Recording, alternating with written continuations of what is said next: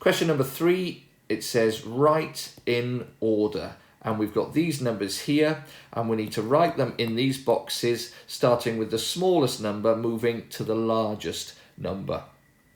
So the way we're going to do this is, first of all, by looking at the tens column in each number.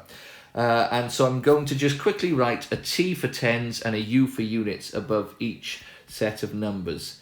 T for 10 and U for units. Now what I'm going to do is look for the smallest tens column in each of these numbers. So we've got a 5 in the tens column here, a 3, a 4 and a 4. So the smallest is this one with 34. So that's our smallest number to begin with. So I'm going to write it in that box there. And I like to cross them out as we've used them, so we know now we don't need to worry about that because that's already been used. Now we're going to go back and look at the remaining numbers.